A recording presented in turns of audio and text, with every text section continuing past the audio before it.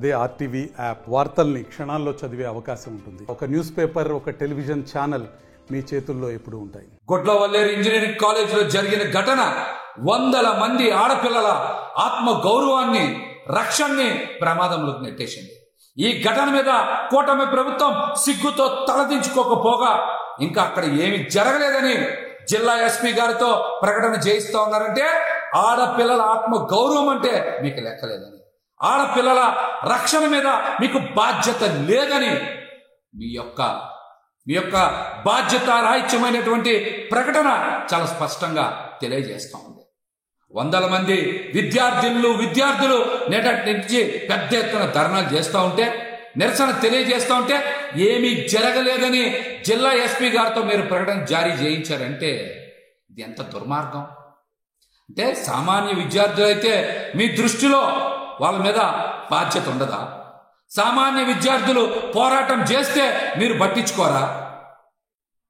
Celebrity మహిళ honey trap చేస్తే కాదాంబరి కాత్యాయని మీద ఉన్న ప్రేమలో 1% కూడా మీకు వందల మంది విద్యార్థుల యొక్క ఆవేదన మీద లేదా? కాదాంబరి కాత్యాయని మీద మీకు అంత ప్రేమ ఏంటి? సామాన్య విద్యార్థుల మీద మీకు కనీసం బాధ్యత ఉండదా?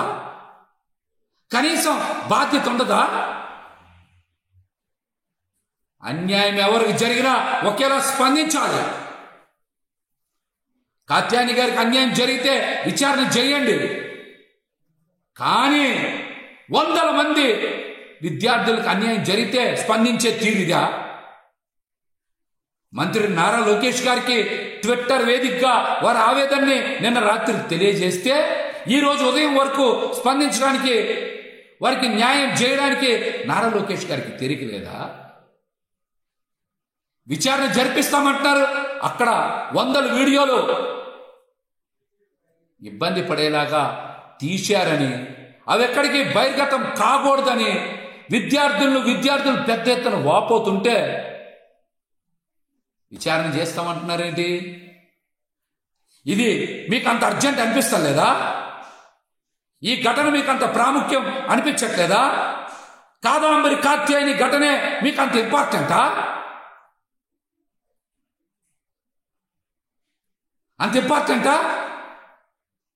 వందల మంది విద్యార్థులు జీవితంతో చెలగాటం జరుగుతూ ఉంటే స్పందించే తీరు ఇదా?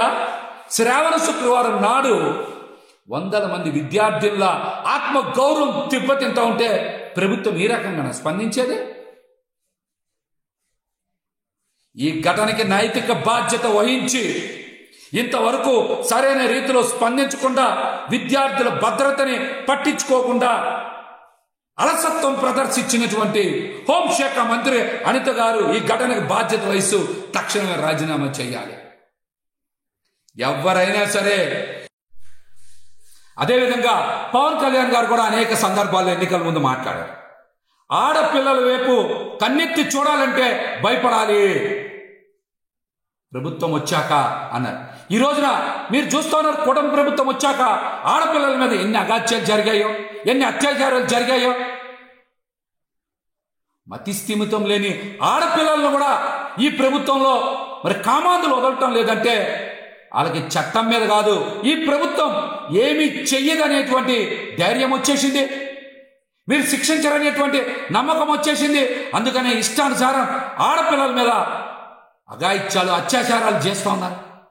పిఠాపురంలో శ్రావణ శుక్రవారం నాడు అక్కడ పసుపు కుంకం చేరిచ్చారు కదా పవన్ కళ్యాణ్ గారు.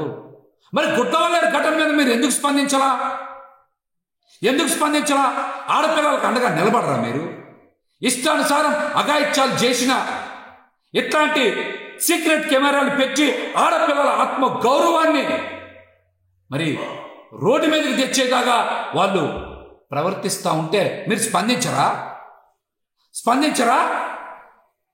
దీనికి కూడా మీరు స్పందించాలి, బాధ్యత వహించాలి.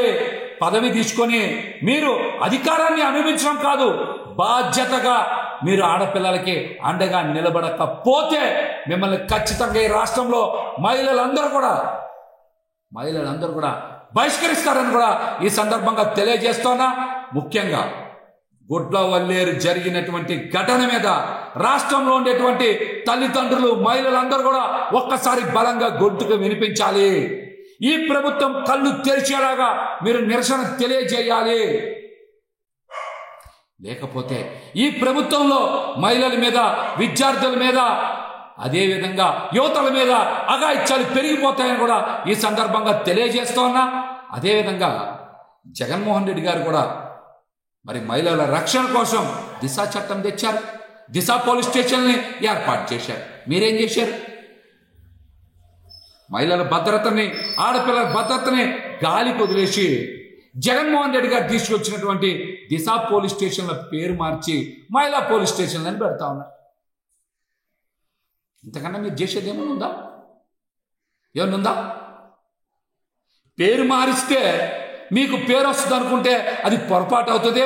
జగన్మోహన్ రెడ్డి గారి లాగా మీరు కూడా మహిళల రక్షణ కోసం కట్టుదిట్టమైనటువంటి ఏర్పాట్లు చేయాలి. దిశ చట్టాన్ని కొనసాగించాలి. దిశ పోలీస్ స్టేషన్లని కొనసాగించాలి. అంతేగాని ఆడపిల్లల మీద అఘాయిత్యం చేసినటువంటి వాళ్ళ మీద ఎటువంటి చర్యలు తీసుకోకపోతే ఇటువంటి ఘటనలు జరుగుతాయి.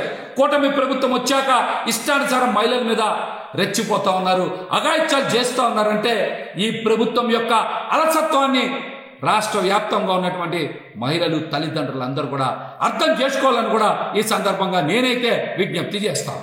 మరిన్ని వీడియోస్ కోసం ఛానల్ ని సబ్స్క్రైబ్ చేయండి. లేటెస్ట్ అప్డేట్స్ కోసం వాట్సాప్ ఛానల్ ని ఫాలో చేయండి. అండ్ లింక్ డిస్క్రిప్షన్ లో ఉంది.